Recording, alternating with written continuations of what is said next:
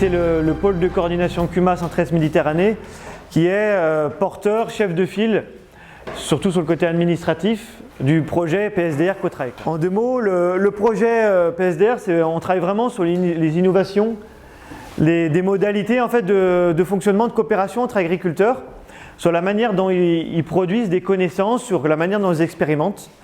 Et c'est vraiment ça en fait, qui nous intéresse à travailler. Donc, on voit sur les questions d'agroécologie, d'innovation en agriculture, c'est un monde foisonnant d'idées.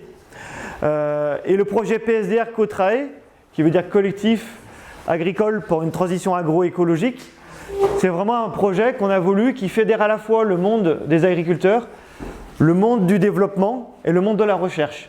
C'est vraiment un peu, on essaye de faire rencontrer ces 3 mondes-là pour mettre en synergie tous les échanges, la recherche et les pratiques que font chacun d'entre eux et comment tout ça on peut les mettre ensemble pour qu'on puisse capitaliser et diffuser ces connaissances-là. Donc le projet PSDR Cotrae, c'est vraiment un projet qui rassemble plusieurs acteurs et du coup qui a été construit sur plus d'1 année. En fait, en mai 2014, la région, l'INRA, l'IRSTEA, en fait, ont lancé un appel à projet pour une nouvelle vague de labellisation des programmes PSDR, donc qui veut dire pour et sur le développement régional, qui vise à mettre en lien et à faire travailler ensemble des chercheurs et des acteurs du développement. Donc nous, on a répondu à ce projet-là, et c'est comme ça qu'en mars 2015, la région, l'INRA et l'IRSTEA ont retenu le projet PSDR Cotrae. Aujourd'hui, qui c'est qui est à la manœuvre derrière ce projet-là? Donc on a principalement 3 organismes de recherche. Donc on a l'INRA d'Avignon et de Gautron, donc à Valence, à côté de Valence. Et on a l'ISARA, donc qui est basé à Lyon. Et à côté, on a 6 acteurs du développement. Donc on a le réseau CUMA, Vivea, Tram, CERAC, essentiellement. Et après, on a d'autres partenaires qui travaillent aussi sur le projet-là et qu'on présentera au fur et à mesure de la journée. Les 7 partenaires, c'est vraiment ceux qui sont partenaires signataires, qui sont engagés avec la région et l'INRA là-dessus. Le projet PSDR, en fait, il travaille sur 2 volets. Un premier volet qui est beaucoup plus sur le côté social, sociologique, c'est qu'on s'intéresse surtout aux formes de coopération et de renouvellement des formes de coopération entre agriculteurs.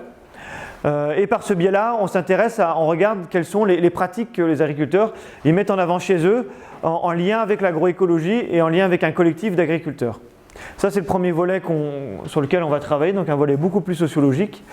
Et à côté, toujours en synergie avec ce premier volet, on a un volet beaucoup plus agronomique qui s'intéresse en fait à la production de connaissances sur le monde beaucoup plus de l'agronomie. Alors, sur ce volet-là, on observe, on travaille davantage sur les formes et les pratiques agronomiques, à la fois chez les agriculteurs et à la fois en station expérimentale. Par contre, on ne va pas produire de la connaissance vraiment sur de l'agronomie en tant que telle.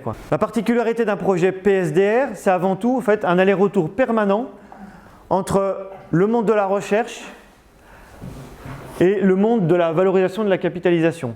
Parce que le but, c'est à la fois, on travaille, on produit sur des connaissances, donc avec les chercheurs, on fait des allers-retours avec les collectifs d'agriculteurs, et en même temps, l'idée c'est qu'on diffuse, au fur et à mesure des 4 années du projet, on diffuse un peu les connaissances qu'on a pu observer, et qu'on souhaite diffuser auprès des agriculteurs. C'est vraiment l'enjeu du PSDR, et c'est vraiment là-dessus sur lequel le projet Cotrae a voulu mettre l'accent, et qu'on n'attende pas la fin des 4 années pour diffuser, former les gens, expérimenter.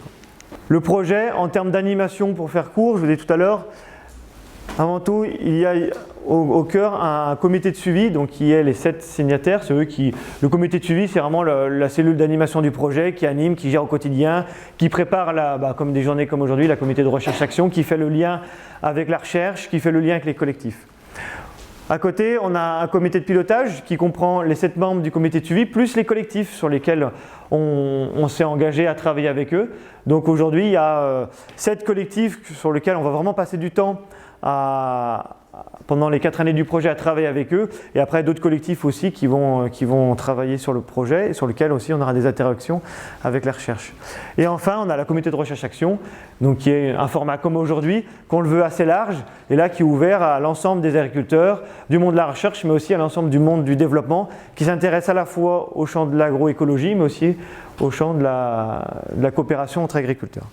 Pour résumer un peu le projet Cotrae, c'est quoi? C'est 7 partenaires qui se sont engagés avec la région, l'INRA et l'IRSTA, donc qui sont nos financeurs. On a 10 collectifs d'agriculteurs qui sont suivis, donc on va revenir tout à l'heure là-dessus. Le projet, on est engagé sur 4 ans, donc c'est 2 tranches, donc 4 ans, ça va nous amener jusqu'à fin 2019, donc c'est fin 2015, fin 2019.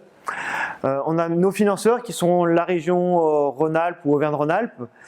À voir. On a le FEADER, donc sur le FEADER, on a un petit bout du FEADER qu'on appelle les programmes européens et d'innovation, donc sur lequel on est reconnu comme groupe opérationnel d'un projet européen d'expérimentation d'innovation. On a l'INRA et puis après c'est de l'autofinancement apporté par les 7 signataires. Donc au total, le budget total c'est 670 000 € de fonctionnement sur le projet, et sur la première tranche on a un peu plus de 200 000 € de la part de l'INRA et de la région Rhône-Alpes et du FEADER. Le projet, comment il fonctionne, et notamment sur la partie valorisation, comment on va pouvoir travailler ensemble. Il y a des rencontres régulières entre collectifs, entre les 10 collectifs et les chercheurs. Donc on va venir, je pense, plus détailler notamment sur les 2 groupes qu'on fait avec et Kuma. On dira voilà, c'est quoi les interactions, sur quoi, qui sont les chercheurs qui vont travailler avec ces 2 groupes-là. Donc c'est du travail quotidien pendant les 4 années, donc les chercheurs vont participer au temps fort du groupe. À des moments, il y aura des allers-retours par rapport au projet du groupe. Le deuxième pôle justement d'échange en termes de valorisation, c'est aussi des rencontres chercheurs-développeurs ou chercheurs-chercheurs. Donc là, l'idée, c'est notamment qu'on fasse des retours réguliers. Nous, qu'est-ce qu'on observe en tant qu'acteurs du développement? Qu'est-ce qu'on peut soumettre aux chercheurs pour des fois revisiter les 2 volets de recherche, sociologie et agronomie. Est-ce que sur les 4 années, est-ce que c'est long? Est-ce qu'il y a des choses qu'on décide de remettre un peu en question, de dire tiens, ce serait intéressant, on a vu ça dans notre groupe, avec tel groupe ou dans notre réseau, on aimerait bien creuser cette piste-là. Ensuite, il y a des rencontres comité de recherche-action qui veut des rencontres beaucoup plus larges entre acteurs du développement. On a aussi au mois de juin une rencontre des animateurs et des accompagnateurs de collectifs, donc ce qu'on appelle un groupe d'échange de pratiques. C'est vraiment une journée qui va être dédiée aux accompagnateurs des collectifs. Parce que c'est vraiment une particularité du projet, on se travaille avec une dizaine de collectifs, mais en dehors du collectif d'agriculteurs, on va travailler aussi aux formes d'accompagnement. Qui c'est qui accompagne ces collectifs-là? Et pour ça, on a vraiment des temps dédiés pour ce public-là, qui est le public d'accompagnateurs des collectifs. Donc la première rencontre, c'est au mois de juin 2016, et là on dira un mot à un moment dans la journée, voilà, c'est quoi, comment ça va fonctionner ces groupes d'animateurs. On a voulu aussi, une autre particularité du projet PSDR Cotrae, c'est vraiment, on veut s'intéresser au collectif d'agriculteurs, aux agriculteurs. C'est-à-dire qu'on veut prendre ce que dit la recherche, ce qu'elle regarde, ce qu'elle observe, c'est les allers-retours qu'elle fait avec les collectifs, mais on veut que ça soit le plus absorbable, le plus appropriable possible par les agriculteurs. C'est vraiment, on ne veut pas que la recherche soit dans son coin, les agriculteurs de l'autre côté et les mondes du développement encore d'un autre. Non.